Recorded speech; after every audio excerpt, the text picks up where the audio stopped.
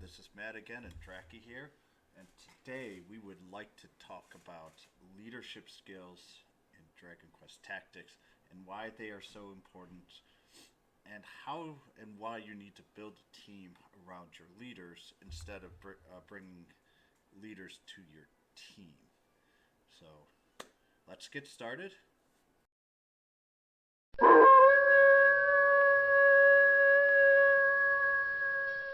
To stress that this spreadsheet here, which is down below in the links, was created via the Reddit community for Dragon Quest Tactics, and also the link is down below in the comment section, where I want to make sure that everybody understands that the community is designed, and I want to help you, and I want to bring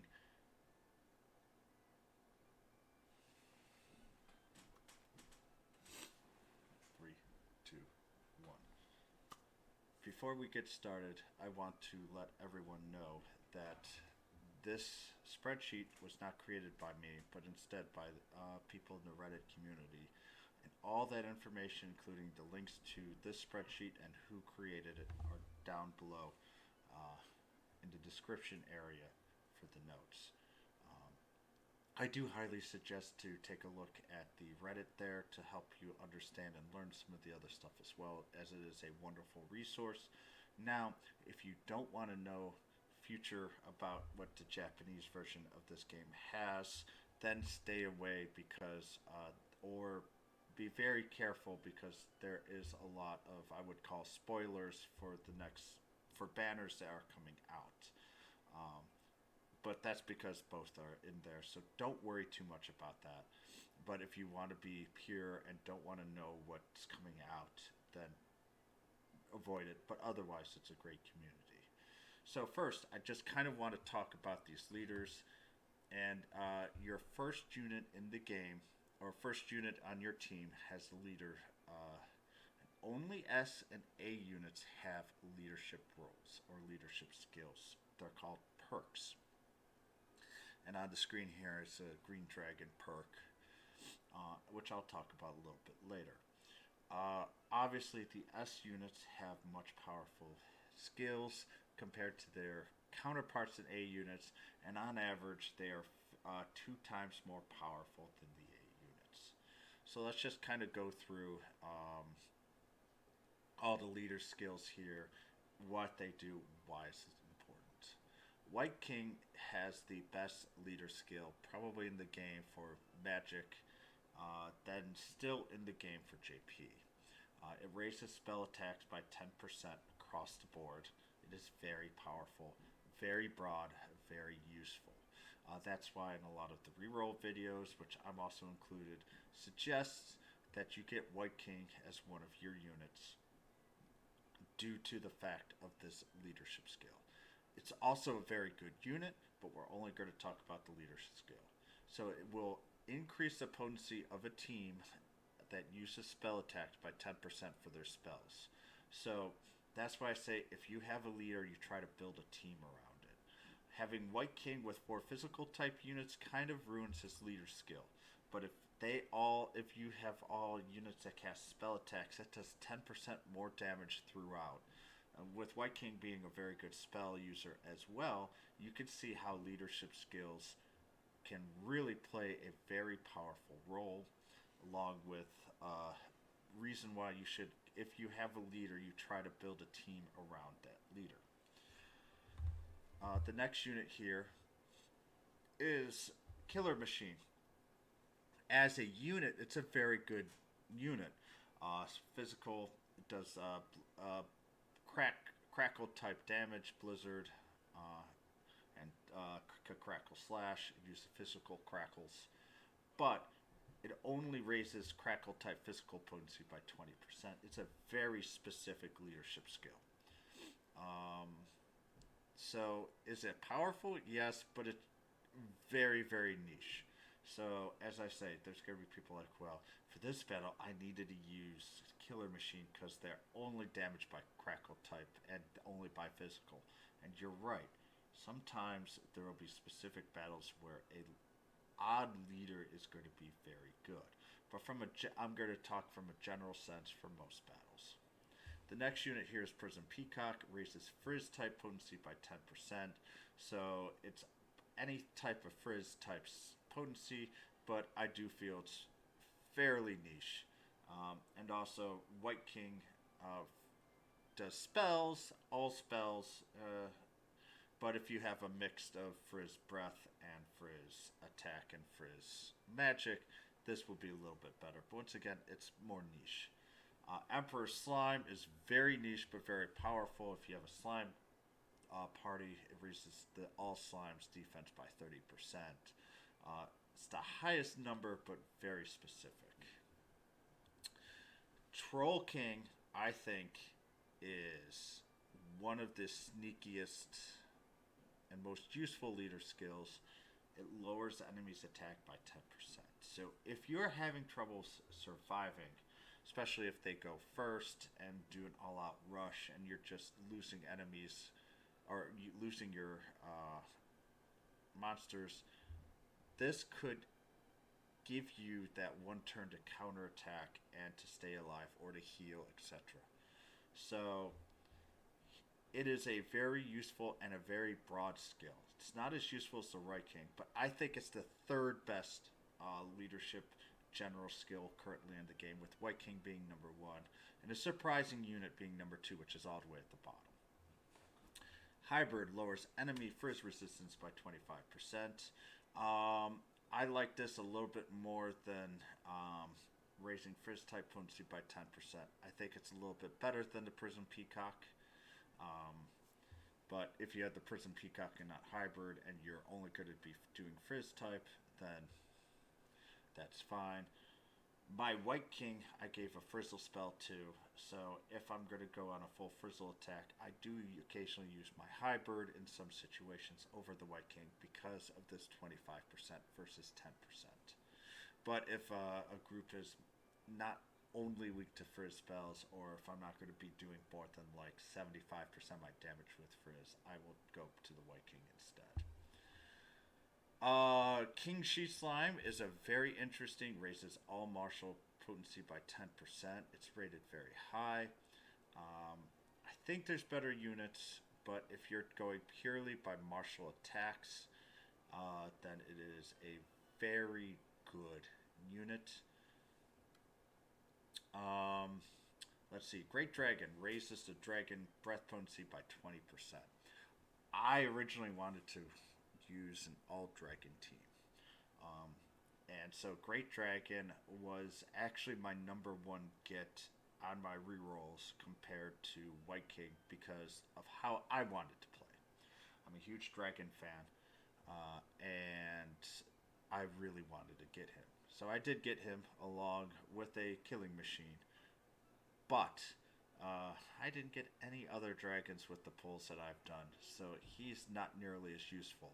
Hence why I got the leader and I'm trying to build a team around the leader. But instead, I got lucky. I pulled a White King a little later, and now I'm building a team around my White King. And another unit, which is at the very bottom here, and I'll talk about that a little bit more. Is it a good unit? Yes, for a leader, but you have to have Dragon Breath in order for him to be worthwhile. So he is very niche. But there will be some dragons coming out soon, and there are more A's and B dragons that are actually pretty good in general. So this could be a very good starting leader for a lot of starting out players. Archdemon lowers spell MP cost by 10%. It sounds really good, but honestly in this game, you're not worried about saving MP very much, so it's not a very good one. Kaiser Dragon raises dragon attack by 30%. The breath potency is much more important than the dragon attack, so it's not that useful. Nightclubber raises beast physical potency by 20%. This leadership skill is pretty good for a beast party, but, and there's a huge but here, as a unit, skill 2, and this is the only unit I'm really going to talk about as skill, Hatchet Man. When you auto, it is only going to focus on Hatchet Man. It has the highest potential attack. It thinks it's doing the right thing, but it's going to be very frustrating instead, where you're going to see misses nonstop. So,